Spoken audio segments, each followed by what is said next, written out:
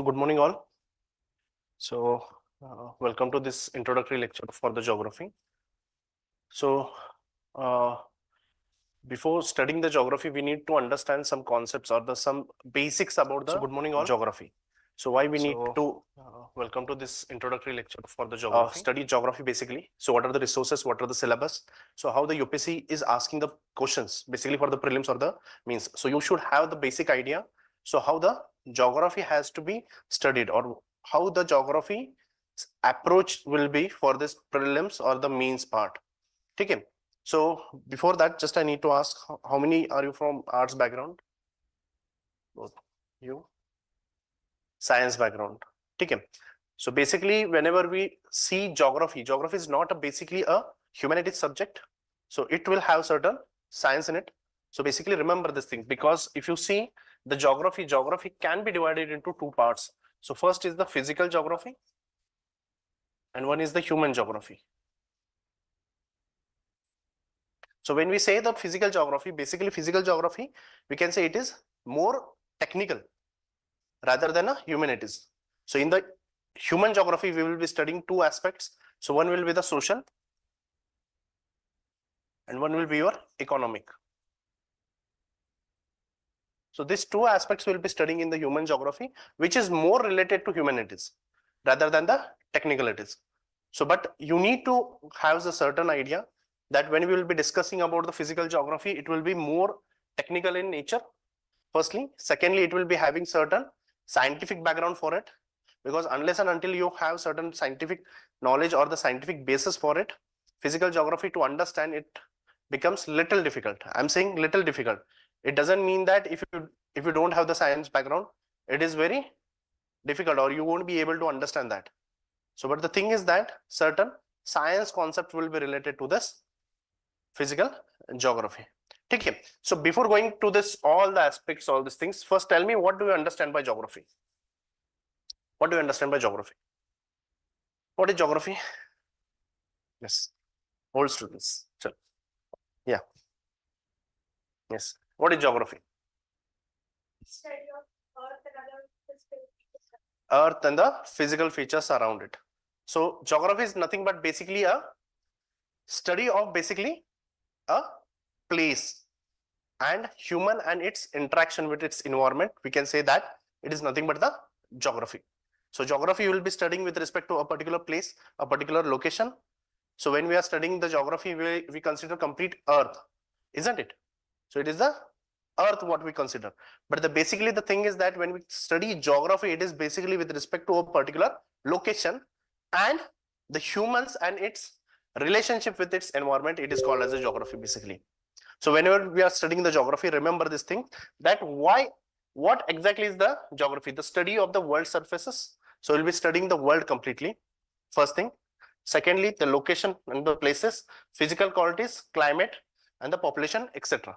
So all these aspects we have to cover in the geography. So geography syllabus we will be dealing with after some time. So we'll see how the geography syllabus is, from where we have to cover this, all the aspects. But remember one thing, when you are studying the geography, the another thing is that interrelation of the topics is very important. So you can't only study the physical geography isolatedly. You have to study along with that, with respect to the Indian geography, with respect to the Indian physical geography. When we will be discussing about the climatology, you have to know that the climatology of the world, it has to be somewhere related to the Indian geography or the Indian climatic conditions basically. Because whenever we will be studying the climatology, remember that all the aspects of the world climate, they will be associated somewhere to the India. Say for example, the trade winds. Yes, you know the trade winds. Have you heard about trade winds? So in Marathi, we call them as a Vyapari Ware. So basically, when we will be discussing the trade winds, we have to discuss how the trade winds are being formed, how the trade winds are having an impact on all the surface of the earth. Basically, it is between the tropics, how the trade winds are affecting the geographical conditions of a particular location. But along with that, you need to understand these trade winds has to be related to somewhere to the Indian climate. Basically, what we say that is the monsoon of India. So once you understand the trade winds, similarly, you have to look towards the monsoon of India. So you have to understand that. So it is not that we are discussing isolatedly the climatology of the world and India climate.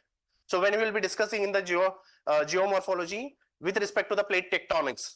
So we have a topic called as the plate tectonics. Given by? Who has given the plate tectonics? So what is the content? No. So what is the difference between continental drift theory and plate tectonics? Both are different. So continental drift theory was given by Alfred Wegener, and plate tectonics, Morgan, Parker, Mackenzie. These were the thinkers or the geographers who have given this theories. But the thing is that when we will be discussing about the plate tectonics, along with the plate tectonics, you need to understand how the Himalayas were being formed. Himalayas were being formed. So Himalayan origin, it has to be linked to the plate tectonics. Then it becomes very easy. So it is not only with respect to this, but when we are discussing about the monsoon also, you have to discuss what are the social aspects related to that, human activities related to that, because the climate of India, the location of India will be having an impact on the human geography of that particular location. So basically when you see the coastal region, it will be having a different climate. Yes, it will be having a different climate, but that climate or the location of the coastal region, it is having an impact on the human geography as well. So tell me one thing, what is the occupation of the people who are living on the coastal areas? Fishing, yes. So what are the crops they have been cultivating? Coastal areas, what are the crops being generally cultivated? What is the staple food of the people who are living in the coastal areas? Rice and fish basically. Yes, so can we say if rice is been eaten, that means rice is been cultivated in that area? Yeah, can I? So basically, can you say that the rice is not been grown over there? They just import it from somewhere else and they are eating the rice along with the fish? No. It is that, it means that that particular region, geography, say for example, agriculture, say for example, the climatic conditions, they are been interlinked to somewhere.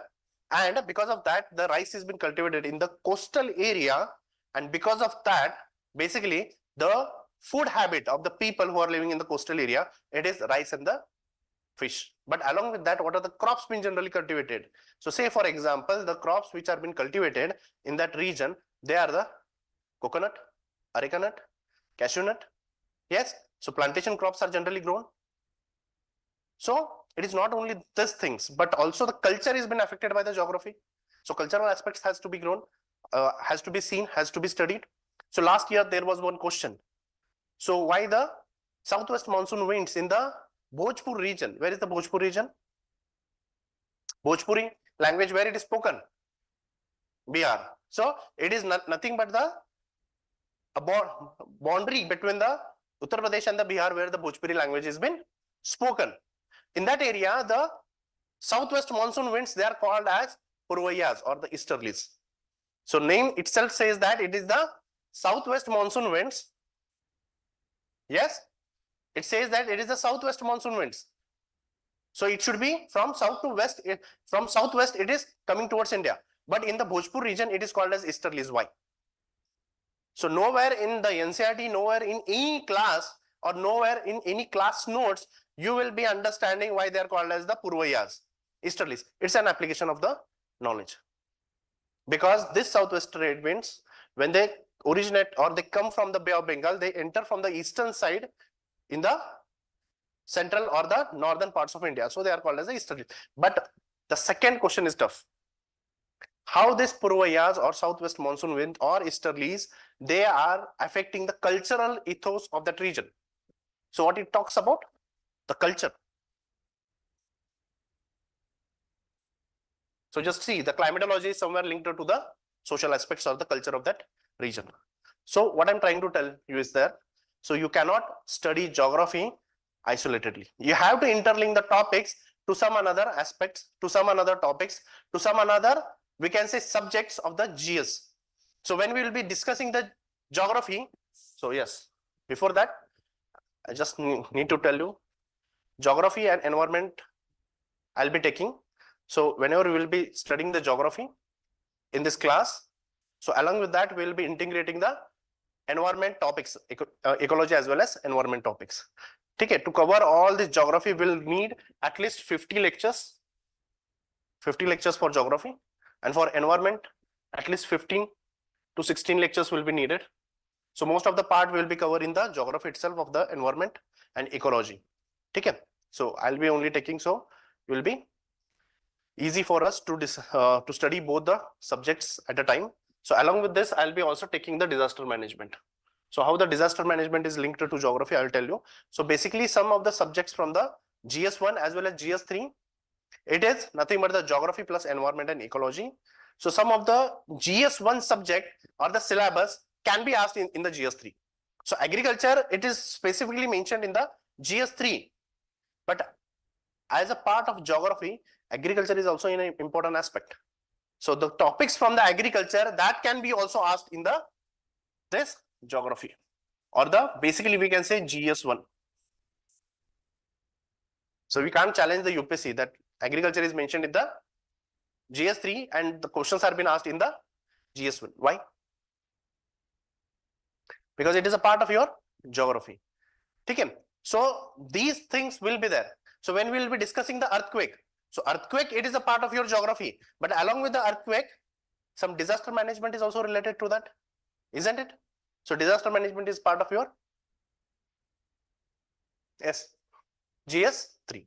It is a part of your GS3, but earthquakes can be asked in the GS1, but along with the earthquakes, the disaster management part, it can be asked in the GS3. So it doesn't mean that some of the topics which are being present specifically in GS3 can't be asked in the GS1, or the GS1 topics cannot be asked in the GS3. They can be asked interchange. So we can say interrelation of the geography with your environment is necessary, with the disaster management is necessary. Along with that, you will be need to know how the environment or ecology or the disaster management aspects are related to the geography. So we have to discuss that all in an integrated manner. So got this? So what is geography? Understood this? What is geography basically?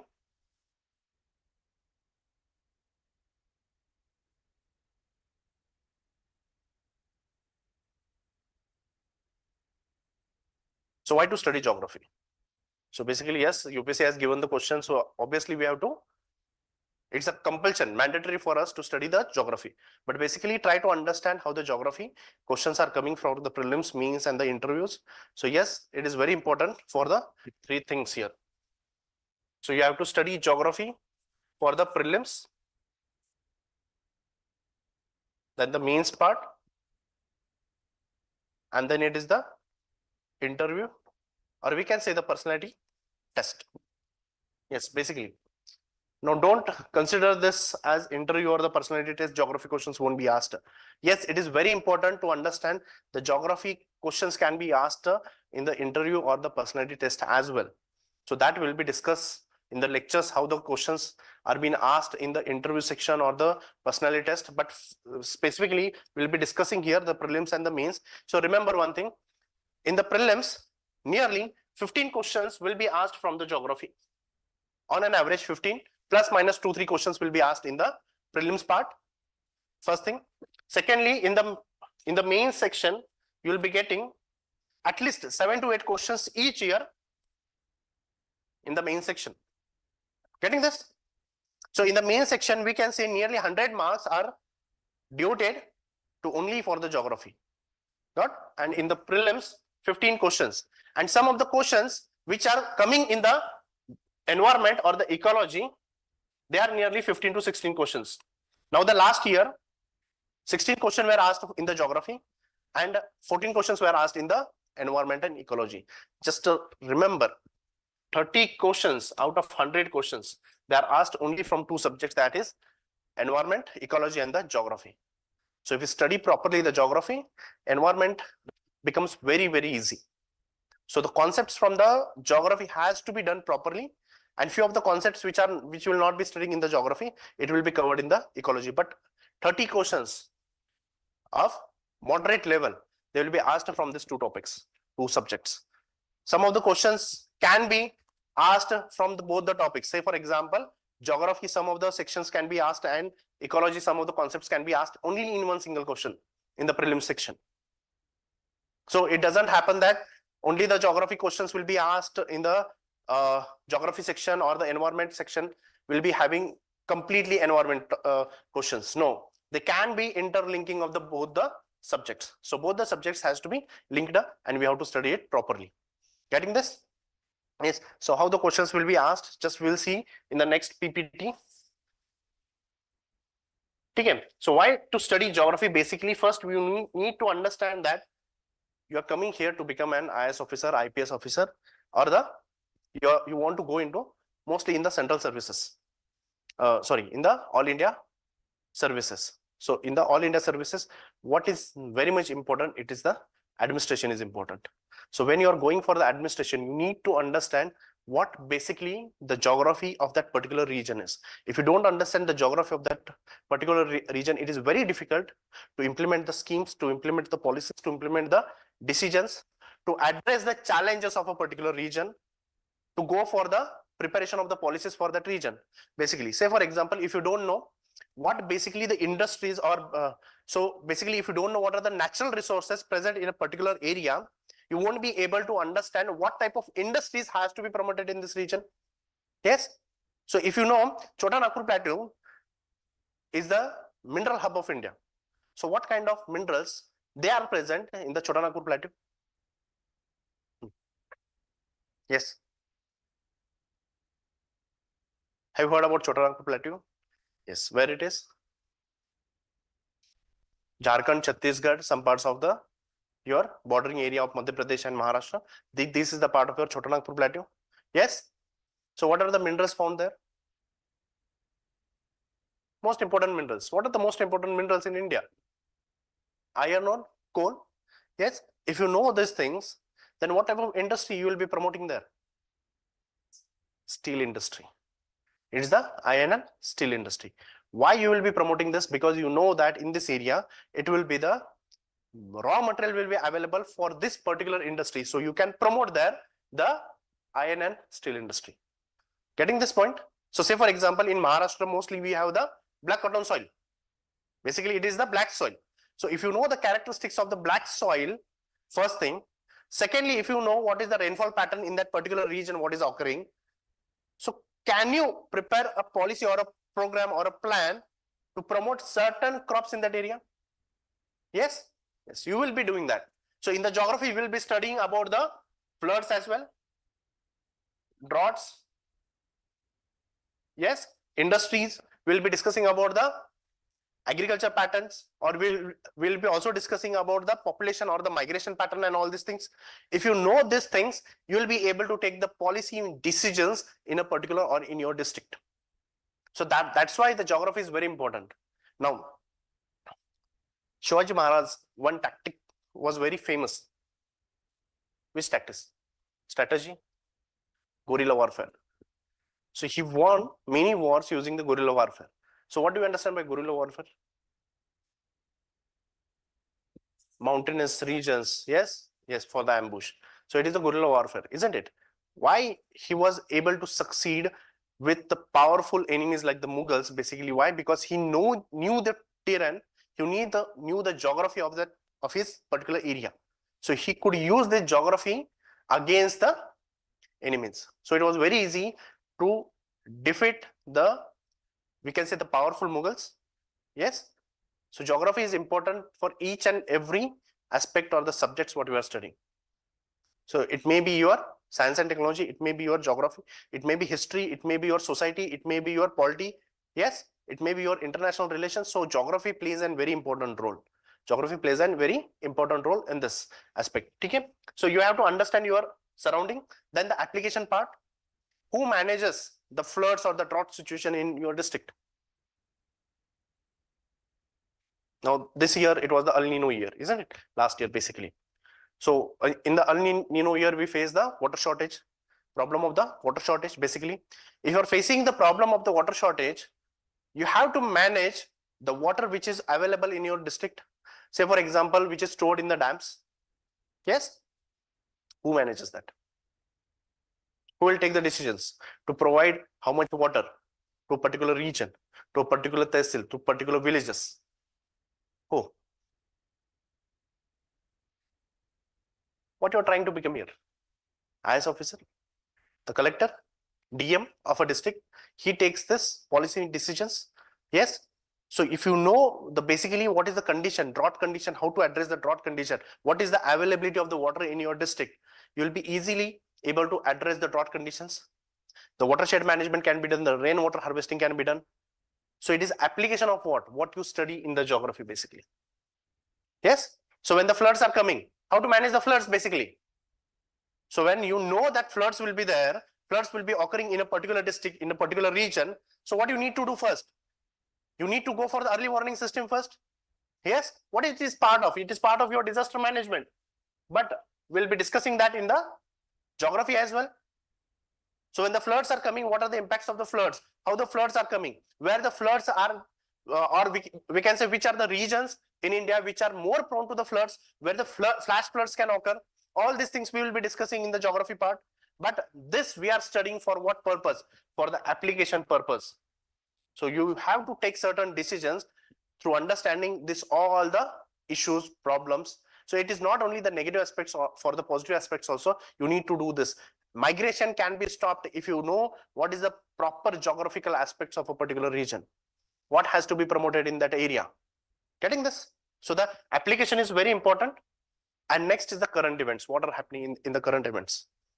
So geographically, anything is happening in the current affairs right now? Yes. A very big issue, you know that.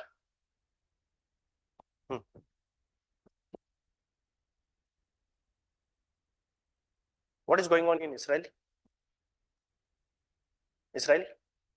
Israel-Hamas war. Israel and Hamas war. Yes.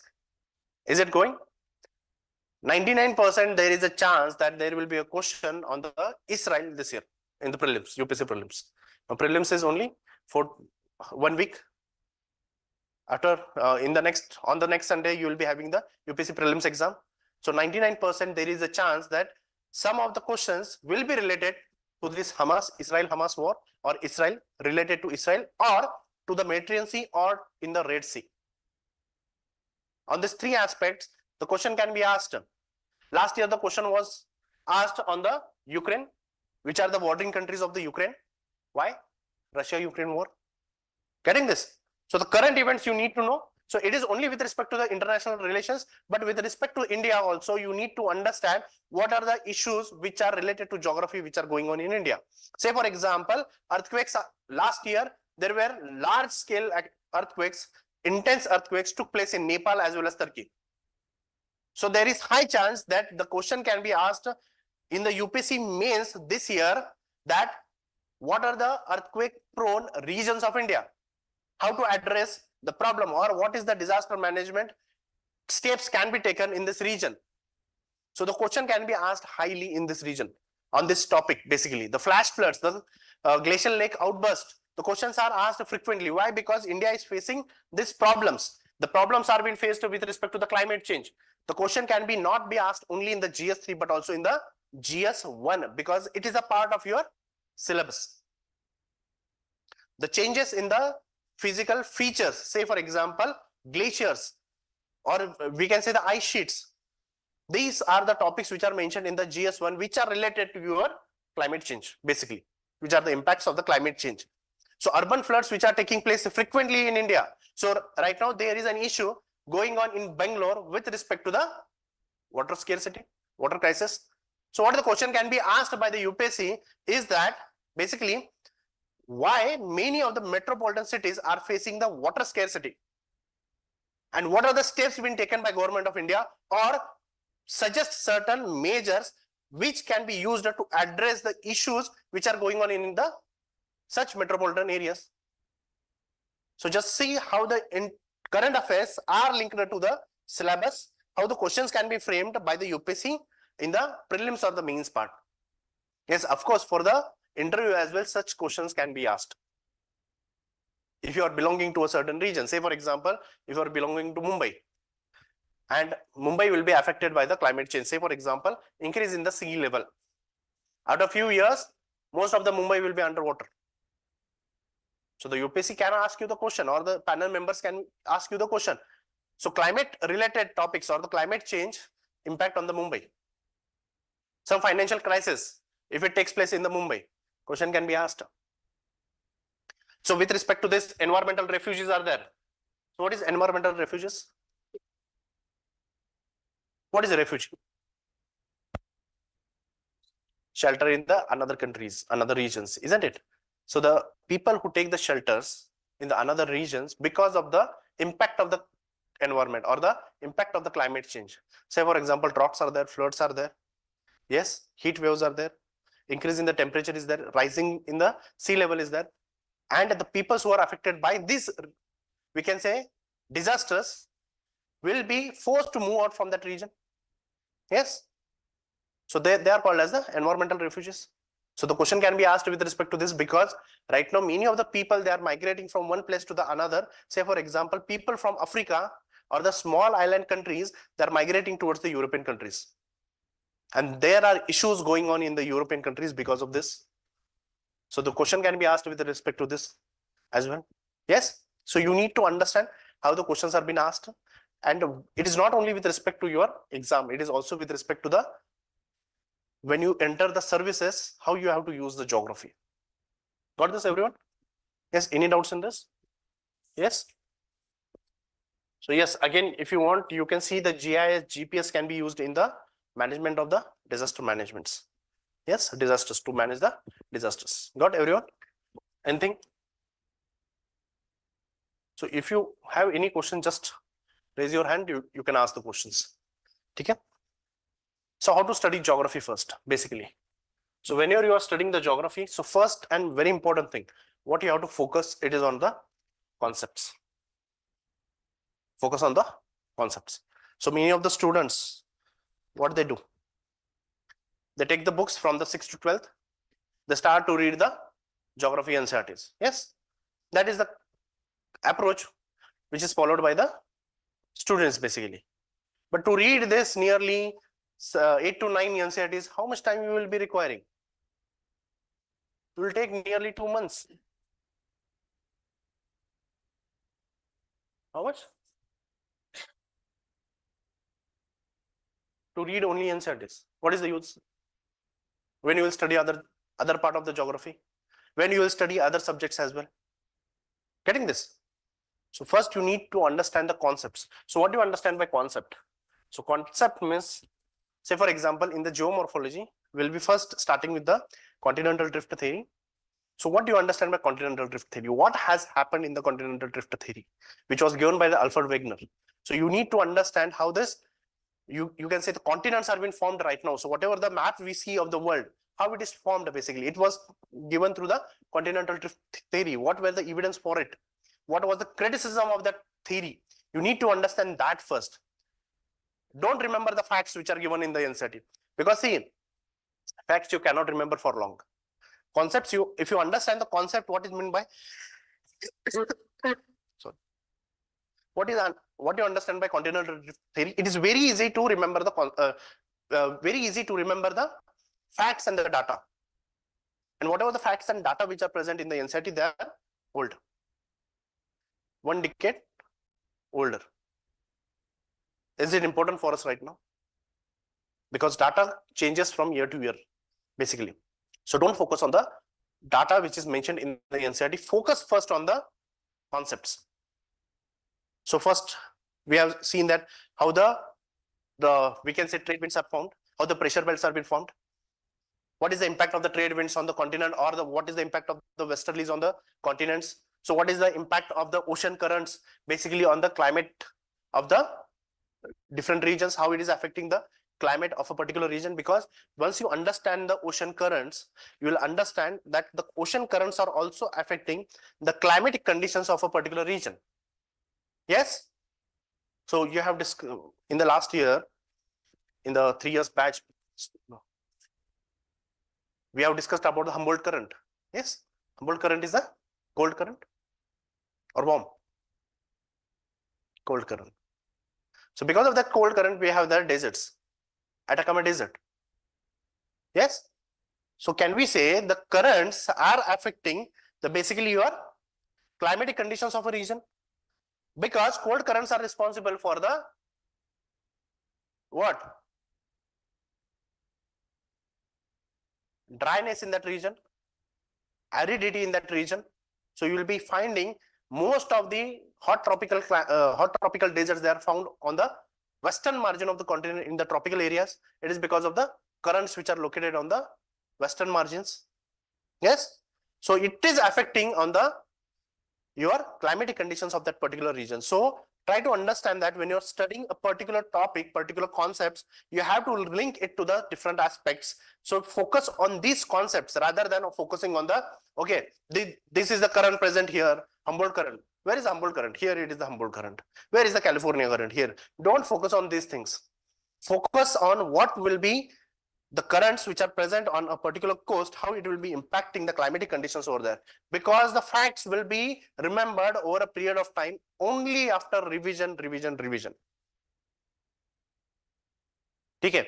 So once you do the revision, it is easy to remember the facts, but concept, once you understand the concept, you will be remembering it for the longer time, and it will be easy for you to apply those concepts in your exam.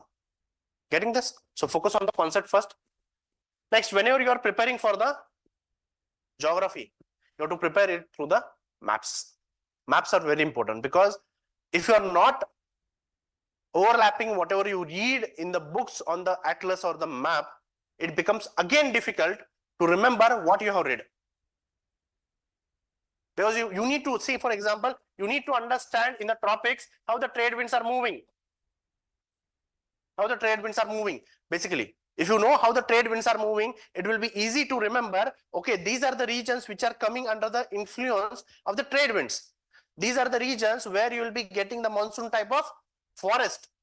So forest is also monsoon type of forest, deciduous forest, or monsoon type of climatic conditions will be present in this area, where the savanna type of grasslands will be present. But how you have to relate it? You have to take the map, trade winds, see how the trade winds are moving in that particular belt. So if you see the continents are there, so you can divide the continents into 3 sections.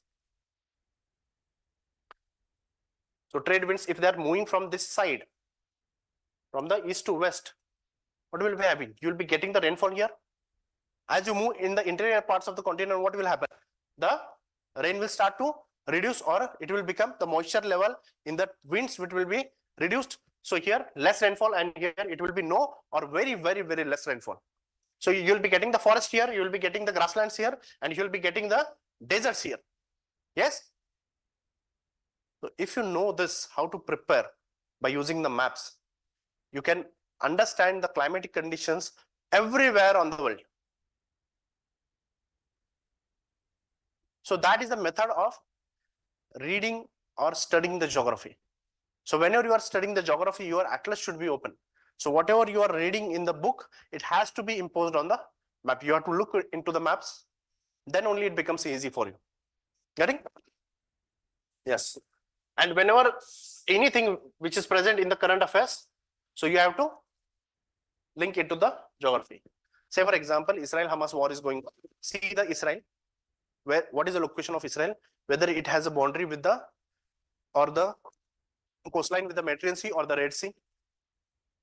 You have to see which are the bordering states or the countries around the Israel. So similarly, you have to see the Red Sea.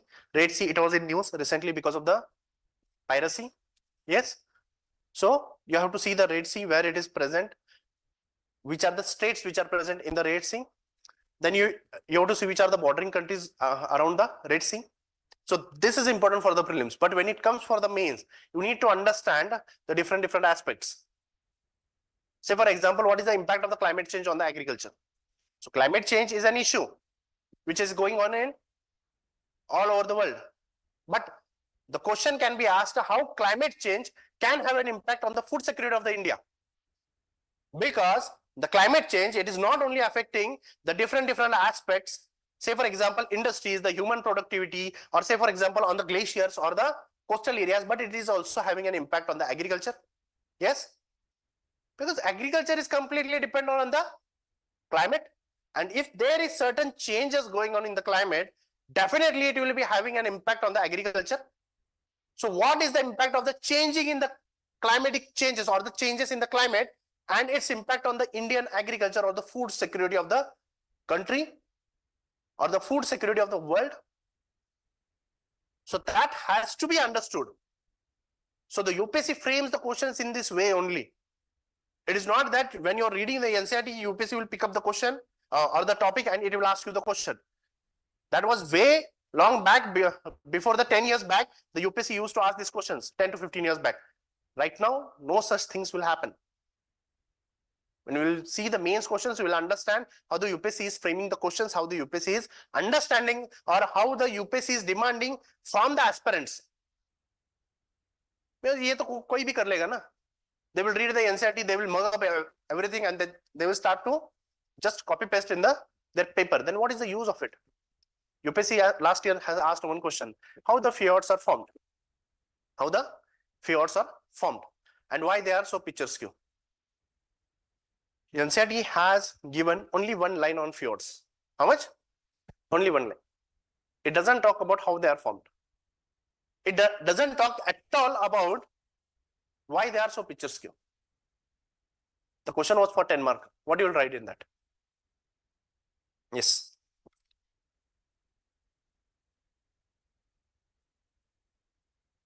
The question was for 10 mark. NCERT has given only one line with respect to the fjord. And forget about the NCERT. I think so. GC Leong has also given only 4 lines for the fjords.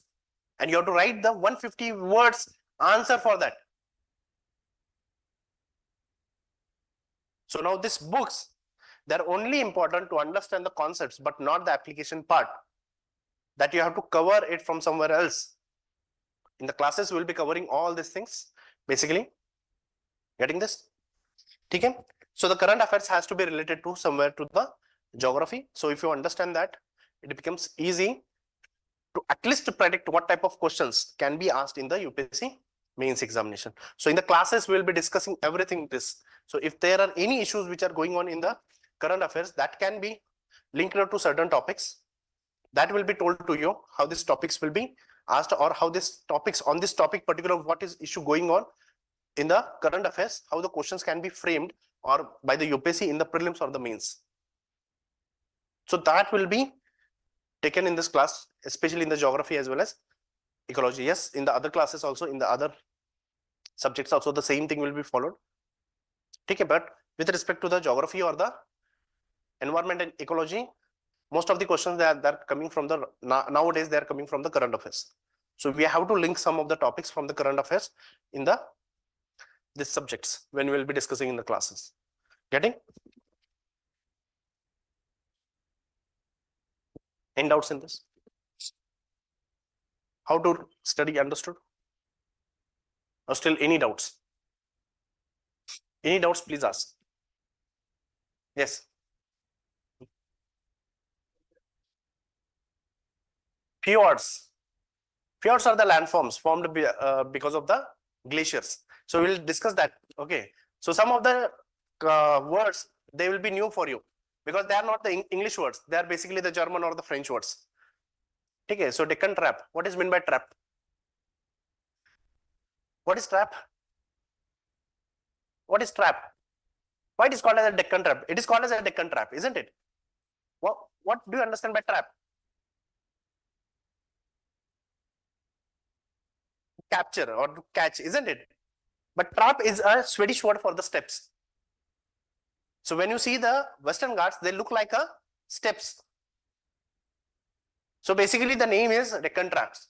So when you see the formation of the Western Ghats, they are in the form of the layers, which looks like a steps basically, generally. So it is called as a Deccan trap. Okay. So this, some of the words, they will be new for you.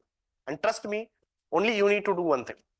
Whatever the vocabulary you will be finding in this classes, just go and memorize them at the end of the class. Okay, geography will become more easy. Why? Basically, many of the students feel geography very difficult, you know. The first important thing is the words are new. The words are very much new because they don't know what to understand by traps. They don't know what is fjord. They don't know the eskers. They don't know the horn, arete. All these words are very, very different and very difficult to understand because see, most of the geographers, they are coming from the European countries and they're using their own language. to name these different features. Getting this? So don't worry about the vocabulary. Just memorize the vocabulary. Concepts will be cleared here itself in the class. So don't worry about the concepts. So you have to do only one thing. Remember the vocabulary. So whatever the new words you will be finding, just write it down. Make a note of it. Just go and just read the definitions and memorize the words. Okay? Yes. Very much important is the syllabus. So up to now, any doubts?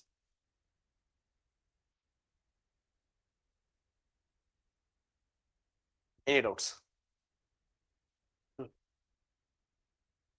No? Shall we move ahead with respect to the prelims? Prelim syllabus. So only one liner syllabus it has been given by UPSC. That is India and the world geography, physical, social, economic geography of India and the world. So it is only one liner syllabus given by the UPSC.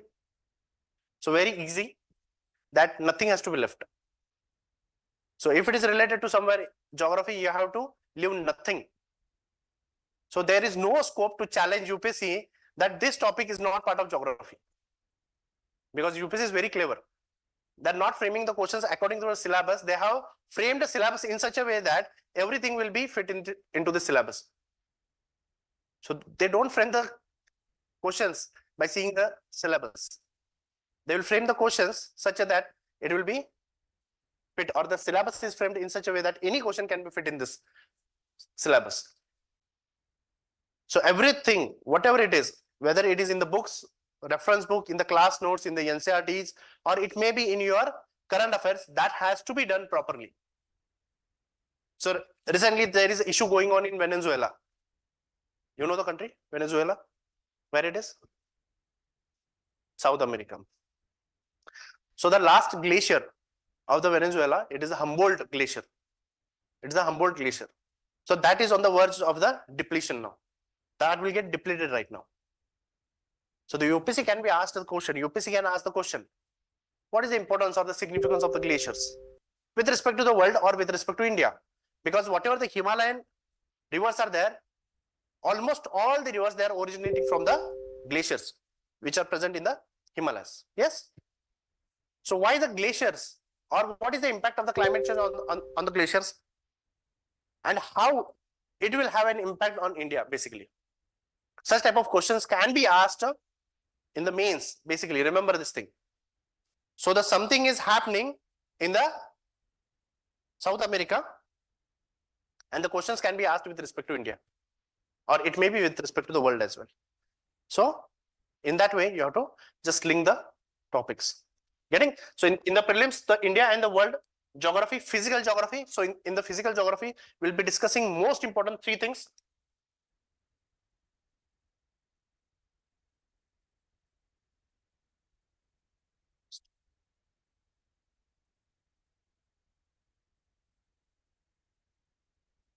So in the physical geography, we'll be discussing the most important things.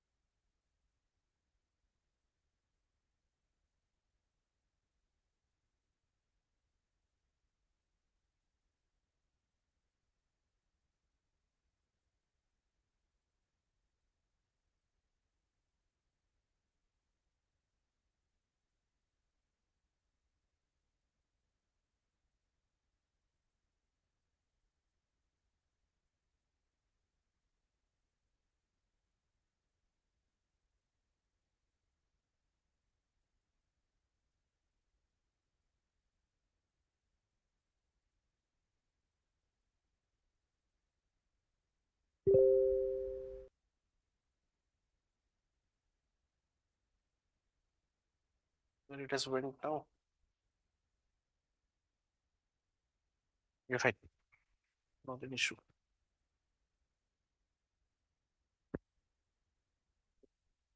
Sure. So in the physical geography, what we will be discussing? So three important things we'll be discussing. It will be your first is the basically we will see the geomorphology. So in the geomorphology,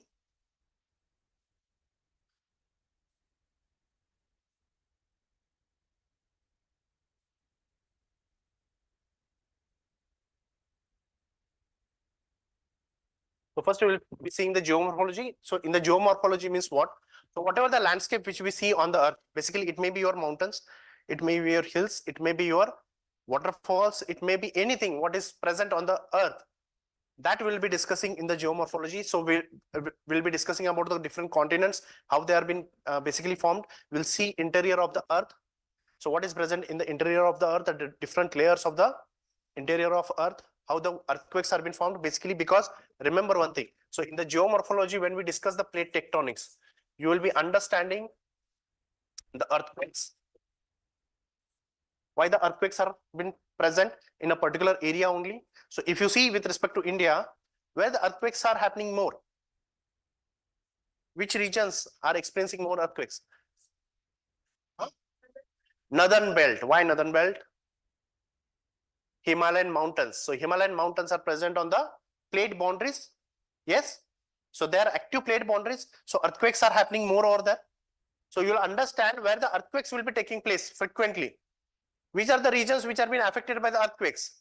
That you will understand easily with respect to the plate tectonics. But along with this, you will be understanding where the volcanoes will be present.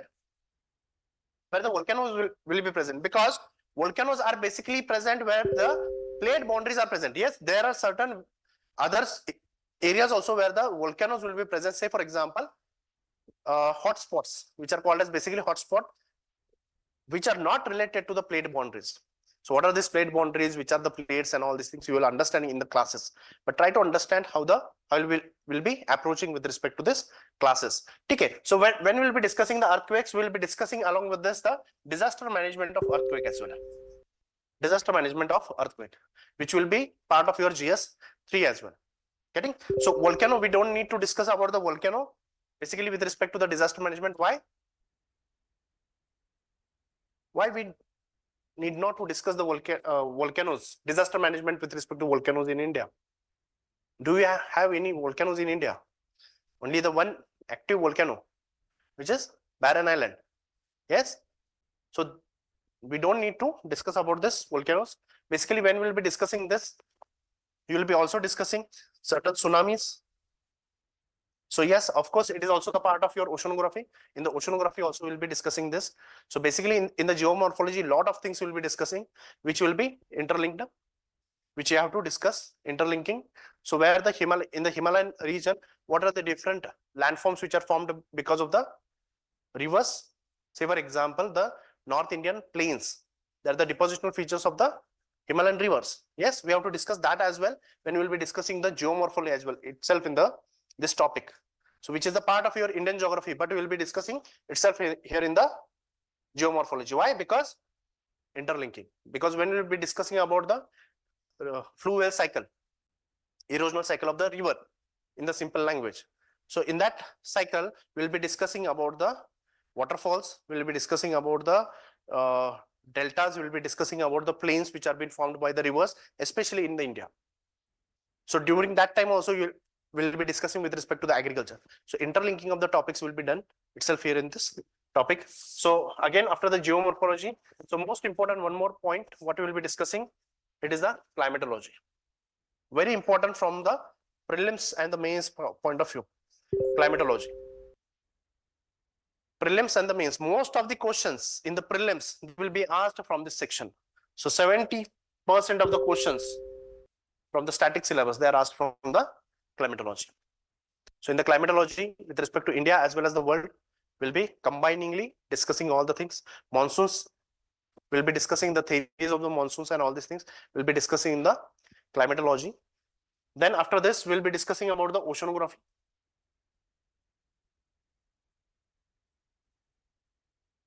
Oceanography with respect to the different oceans. How many oceans we have in the world? 7 oceans. 7 continents we have.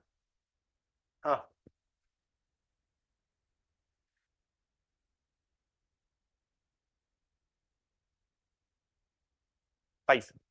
Yes. So we have the Pacific Ocean, Atlantic, then Indian Ocean, then Arctic, and 5th one, Southern Ocean. So these are the 5 oceans. But along with this, we don't need to only discuss about the oceans. We will be discussing about the temperature variation, density variation, the landforms which are present on the bottom of the oceans, basically. How the ocean currents are being formed, basically. What will be its impact on the different regions. So which can be the part of your mains as well. So that questions can be asked in the mains as well for this topic. Getting this? Yes.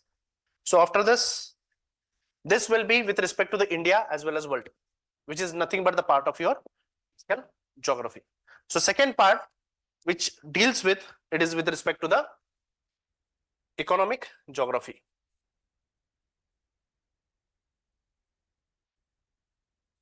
Economic geography. So in the economic geography, 3 things are very important with respect to India as well as the world. So majorly in the economic geography, we will be discussing majorly of the India, not the world aspects. World aspects will be dealing with from the first day itself, what are the industries which are located where. All these things will be dealt from the first lecture itself. So with respect to the economic geography, we will be discussing about the agriculture. So first will be your agriculture. So very important from the India's perspective. Second, we will be dealing with the industries, location of industries basically. So primary, secondary, and tertiary industries. We'll be dealing with these 3 types of industries where these industries are being located. So this all will be discussed as a part of your mains as well. Okay? Because this economic geography is also the part of your mains. But in the economic geography, we have to discuss this, the mineral resource where they are being found, the different energy resources where they are being found, the forest types, the wildlife, everything will be discussed in the economic geography as a part of your economic geography. Then the irrigation projects and all these things will be discussed here itself. Getting? Then the next part, it will be your social geography. Social geography. In the social geography, we have to focus population, migration, the demography of this particular region, demographic transition theories, transportation, everything will be discussed in your social geography, the different tribes and all these things. We don't go into deeper knowledge of this social geography, but at least the topics or the points which are very important for the prelims or the mains, we'll be discussing it here in the prelims. Got? So one more thing, that whenever you are preparing for this exam, ऐसा कुछ नहीं होता कि prelims का अलग पढ़ाई करना है, mains का अलग पढ़ाई करना है. So many of the students, they come to me. So sir, I will first complete the main syllabus, then I will go for the prelim syllabus. Say, how you know that main syllabus is this or main syllabus is that or the prelim syllabus is that? So unless and until you know the basics, how you will understand the mains wala topic? Will you able to understand the mains topics if you don't have any basic idea about your these subjects? If you don't know anything about the geography, how will you understand what will be the impact of the climate change on the glaciers, or how will be the impact of the climate change on all over India? So for that, you need to understand what is climate change, what are the reasons for it, isn't it? Then you can apply these topics to the mains part. So whenever you are preparing, remember this thing, do not segregate prelims and the mains. So yes, definitely there are certain topics which are only for the mains. Say for example, society, it may be the society, it may be your world history or ethics part. Yes, this will be your separate topics only. Okay, not an issue. Internal security as well. So these are specifically for your mains part. But when it comes with respect to these 5 core subjects, history, economy, polity, geography, and environment, that has to be studied interlinked. So whenever you are preparing for the geography, when you are reading the NCERTs as well as the reference book, it is not only you are reading for the prelims or the mains, you are reading it for both prelims as well as mains. So that integrated approach has to be followed when you are preparing for this exam. Why you are wasting the time? So when you take the NCERTs, what you are focusing? You are focusing, okay, Himalayas are located in the states. Yes, Western Ghats are here. Aravallis are here. They stretch from this Gujarat to the Delhi reach. Yes. Why you are focusing on that? Can't you prepare that integratedly? Yes. So where the monsoon comes first, what is the mango shower, blossoms, and all these things? Why you are focusing on that? Just study the monsoons properly, which can be useful for your mains as well as the prelims.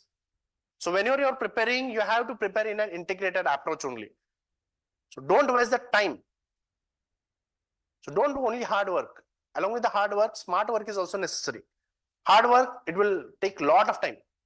When you do only the smart work, okay, relaxedly you will start to do that. So both hard work and the smart work has to be done. Getting this? So both the things we have to integrate and we have to prepare for this exam. Got the prelim syllabus? Prelim syllabus, just only one liner. Not more than that. Okay?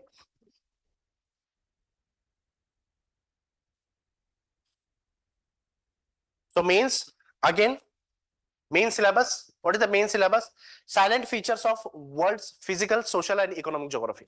Silent features of world's social, physical, social, and economic geography. Same thing what we have discussed here. It is for the mains part.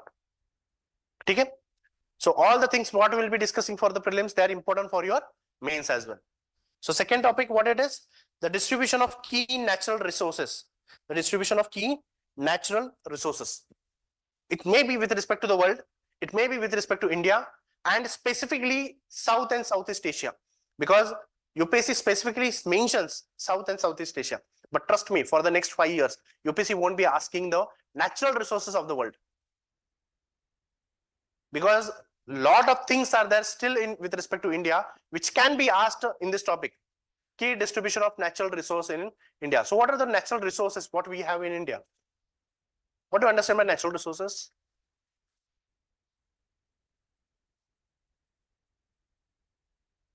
What are the different natural resources we have in India? Huh? Sorry? Crude oil. Yes, it is a crude oil. Okay. Again, minerals. So basically we can say minerals, fossil fuels, yes, which will include your coal, crude oil, natural gases, everything. Energy, water resources. You have the resources of the oceans as well. You have the forest resource as well. You have the resources in the Himalayan region. Glaciers are also a resource, basically. The rivers are a resource, basically. Yes, soil is a resource. So basically, you need to discuss all these topics with respect to India, mostly on the India. With respect to the world, mostly the UPSC won't be focusing right now, at least for next 5 years. But UPSC will be focusing more here.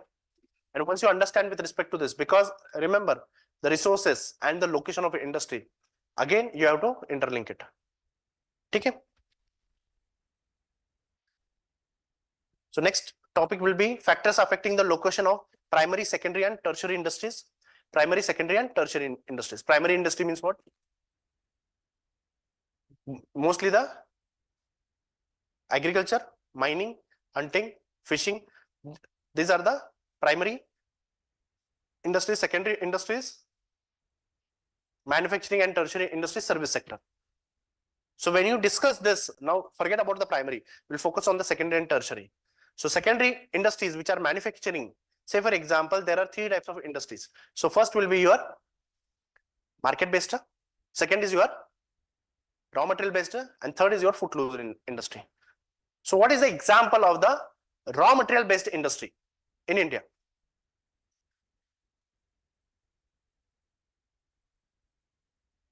So you have the raw material 1 here, you have the raw material 2 here, and here is the market.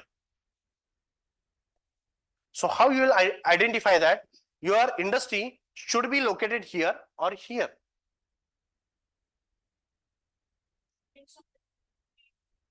Weight losing or weight gaining. Yes. So if iron and steel industry is there, where you will be having the industry? What will be the location of industry? If it is an iron and steel industry, near market. So if you, for the production of the iron and steel, what you need? Iron ore and the coal, isn't it? Both are heavy, isn't it? But whatever after the consumption of the coal and the iron ore, you'll be getting a certain amount of the steel, which will be of less weight as compared to the raw material. Yes, no? No? No? So after using the coal, say for example, 100 kg of coal and 100 kg of iron ore, if you're using it, approximately, say for example, approximately, so whatever the iron and steel you will be producing, steel, what you will be manufacturing, it will be of less weight, or if it will be more weight, lesser. So can we say for example, 5% of this 10 kgs of steel you will be producing, just for an example, okay? But it will be of less weight, isn't it?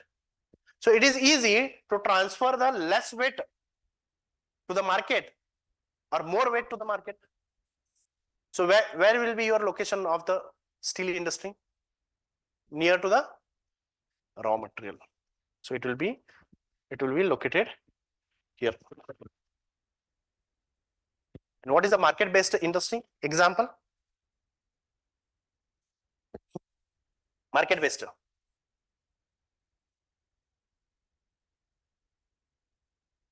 Yes. So what is the example of market based industry? Electronics. Okay. Again.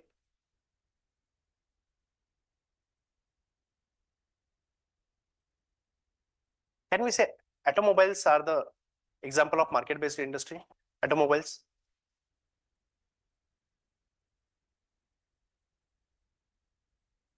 No? What do we require for automobiles? You require manufacturing of the machines or the engines basically. You need the tires, you need the seat covers, seats, everything you require, isn't it? Can we produce that at a single place? You bring it from somewhere else, isn't it? So is it easy to assemble all these things near to the market or near to the raw material availability? Because you need 100 different types of different raw material. You will be importing the semiconductors from Taiwan and China. Yes.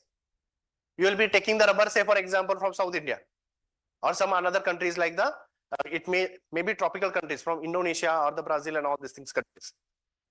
Isn't it? Now, is it possible to establish this type of industry near to the raw material? Where it will be? Near to the market. So in India, do we have a market in Mumbai? Yes. Do we have market in Pune, Chennai? Are these hubs for the automobiles? Which is the automobile industry in Pune? Mahindra is in Mumbai. Tata is in Pune. Tata Mercedes. Where? They're in Pune. Yes. So we had again the Ford. Ford now left. It is planning to return back to India again. Yes. We have Hyundai and Honda. Where? China, Chennai. Why? It is easy for them to bring all the parts in the Chennai. From South Korea to Chennai is nearer. Japan closer to Chennai or Mumbai? Chennai. So where it is easy for them to assemble all these things? Chennai. Industry is located there, but it is also a market, big market. So they are basically the market based industries. And one is the footloose industry. What is footloose industry? Located anywhere. They don't need the raw material, they don't need the market. Example? Example. Where you are presently now? Yes, service sector. Example, service sector. What is example? Huh?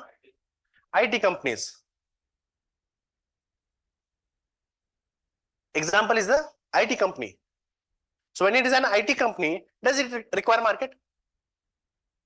Yes, it require, but near to location should be near to the market. No. Our IT companies are present in Pune. But what is the market? Where is the market?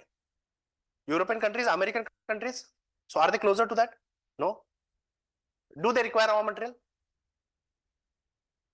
No. Isn't it? So are they located near to the raw material? No. So they can be established anywhere. Next is your diamond industry. How much diamonds you require? Tons of diamond do you require? No. Can it be established anywhere? Because transportation is very easy with respect to the diamonds. Isn't it? So these are the examples of the food clothing industry. It can be established anywhere. It can be established anywhere. So what are this industry? What are the factors responsible for location of this industry? We'll be discussing that with respect to the mains. And last point, it will be the critical changes in geomorphological features. It may be the flora, fauna, critical changes in the geomorphological features. Say for example, flora, fauna, ice caps, or glaciers.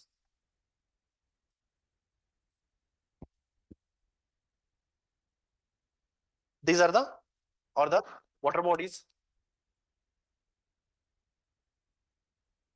It is nothing but the impact of the climate change.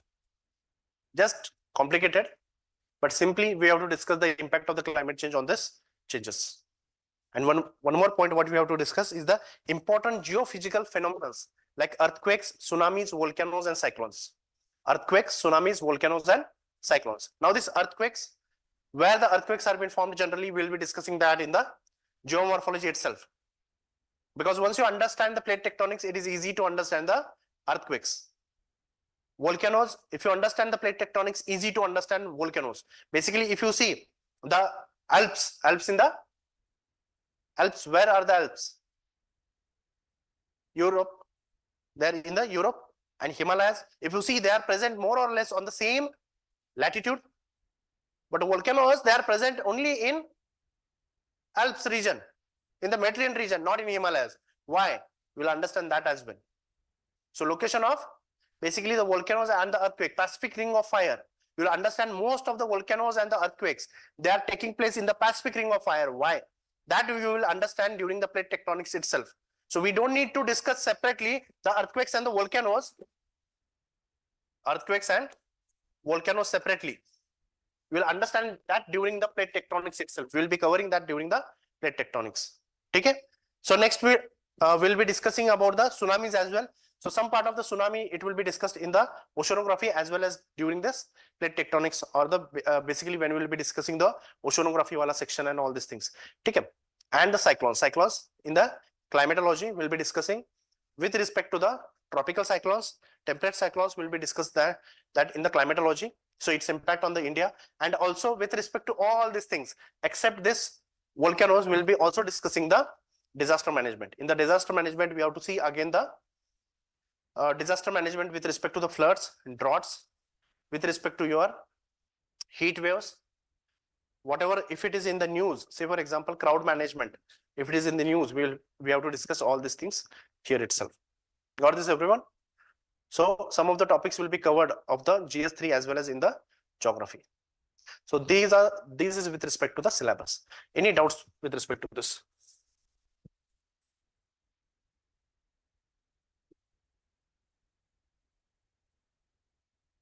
Yes. Any doubts?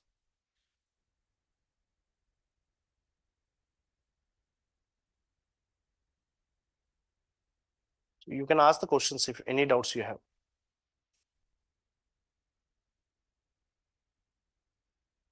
Huh.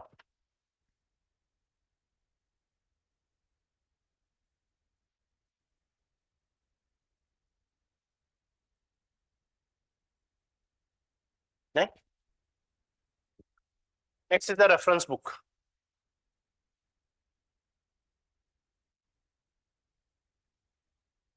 सगळ्यात महत्वाचं section. Yeah, very important. So whenever we start our preparation, what we first focus, what are the reference book we have to read? But no one focuses on what has to be read and how has to be read. So what do we do? Reference book, we just collect it.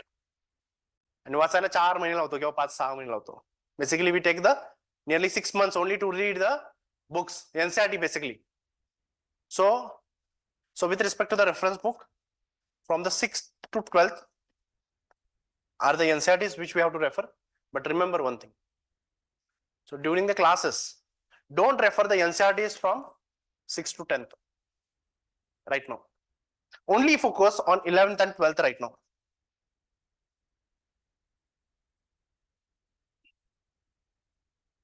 So 11th standard 2 books, 12th standard 2 books. 11th standard physical geography with respect to the world, physical geography of India. Physical geography of world, useless book, won't be useful also to complete your this concepts, to clear your concepts. It is very difficult to cover all the concepts from the physical geography of the world, 11th standard, because the depth of the UPSC to ask the questions, it may be for the prelims or the mains, it has increased now. The mantle plume question was asked in the UPSC mains. Nowhere in the GC Leong, nowhere in the NCERT, nowhere in the reference book, it is mentioned about the mantle plume. 10 marker question. How you will write the 10 marker question for the mantle plume? Difficult. So don't worry about the books if they are not covering these things. But yes, मन को शांति के लिए पढ़ना पड़ता है. ठीक है, सब जन बोलते हैं NCERT is the basic, so we have to read it. 11th standard India physical geography, very important book. So whatever it is present in the 11th standard India geography book, so that has to be properly done. So any location, anything what it is mentioned, that has to be properly done. Location, all the locations you need to know when it is coming with respect to the India geography. Okay, so atlas will be done here itself in the class. Don't worry about those things. And whatever the 6th to 10th NCERTs are there, they read only during the prelims. Because once you start to read these books from 6th to 10th, right now, what will happen? You will take 2 months to read these books. And trust me, one book, it will require at least 1 week. Because geography to kuch aata nahi. We don't know anything about the geography. So when we start to read the geography NCERT books, basically, what will happen? The new terms will be coming out. So what is these terms? Remembering is difficult. So interlinking of the topics is difficult. So don't read the 6 to 10 books. If you are done with the 11th and 12th, once we have started the classes, then only start with the 11th and 12th. And if you want to read it right now, before the classes, you can read it. But one thing, difficult to understand. So once the classes, let the classes start, then you can do these books, 11th and 12th. It will become very easy for you. Once the geography classes are done, this 6th and 10th, it will be only of 1 week time. It will take only 1 week. So don't worry about this other NCERTs. So 11th and 12th right now, focus on those. A very important book, what many students they do, GC Leong. GC Leong. Now the problem with GC Leong is the language. So the first section of this book, which is the physical geography basically, it is very difficult. So the language is very difficult, but one of the best book which is present in the market, but it will take a lot of time. So don't read the first section from this book. If you want, you can read the second section from the GC Leong. Only the second section, World Climatic Regions wala section from the GC Leong. Okay? Then you will be getting the class notes here, and whatever the other reference book, what you need for this exam, I'll be telling you that during the commencement of the classes. Proper classes when you will start, I will tell what material you have to read it. But along with this, one very important thing, it is the atlas.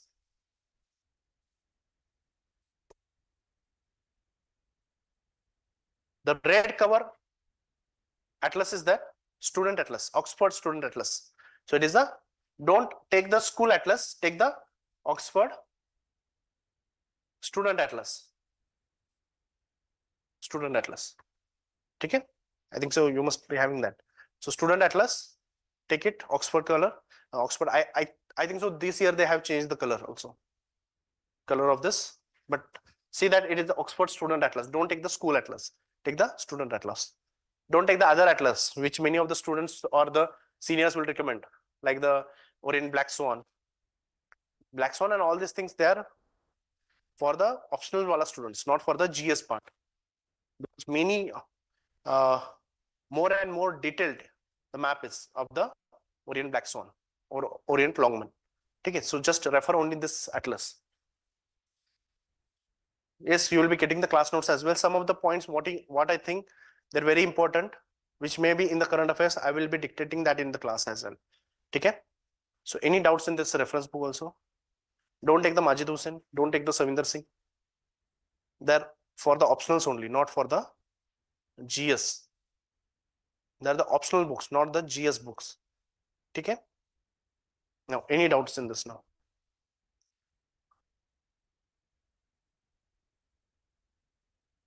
And little bit trust is important. Okay, I'm telling na, with that confidence, I'm telling you. By giving 7 meetings and 2 interviews, I'm just giving you this thing. Okay, so don't worry about the reference book. Don't worry about the concepts. All the concepts will be cleared itself in the class. If you have any doubts, please ask me in the class itself. Or yes, you are always welcome outside the class as well. But some of the students, they are shy to ask the questions. So at least along with you, the other students will also get the benefit of it. So ask the doubts in the class, or if you want to meet me separately, you can come and meet me separately to clear your doubts as well. So don't worry about those things. Okay. Nextly, if you're not able to understand anything here, just let me know. I will tell you hundreds of times, unless and until your concepts are clear. So ऐसा नहीं होगा कि एक बार बोल दिया तो recording देख लो, ऐसा नहीं. So if you're not able to understand, tell me again and again. I will repeat the same topic again and again if you're not able to understand. Okay? So your concepts will be cleared itself in the class. Don't worry about those things. Last and very important thing, what you have to refer is the Hindu.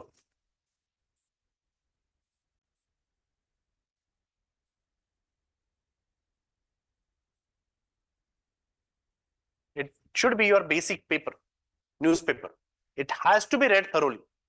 It has to be read thoroughly. Yes, some of the articles from the Indian Express, they are also very important.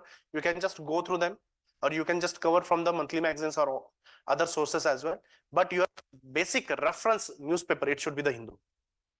Yes, you may feel the language of the paper is little difficult. It will take only 1 or 2 months of time to make you comfortable with this paper.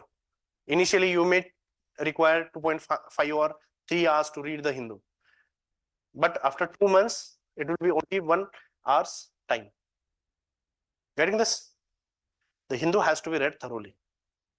You don't have any other choice. Indian Express is also a good newspaper, but try to refer this, the Hindu, follow the Hindu. कोई कुछ भी कहे, rightist है, leftist है, ये है, वो है, एंटी गवर्नमेंट है, डोंट वरी. हिंदू पढ़ना है तो पढ़ना है. ठीक है? So any point in the or any doubts in this reference books, references? So don't worry how to read the newspaper and all these things, especially with respect to geography and ecology environment. I'll be telling you in the class itself. So in the weekend batch, I'll be teaching only for the weekend batches here. So I take the lectures only for the weekend batches. Weekend batch here and for the 3 years integrated batch. Geography plus environment will be taken by me. So don't worry about these 2 subjects. Yes, of course, you need not to be worried about the other subjects as well. But from my side, I'm just making it clear. So don't worry about these 2 subjects. Yes.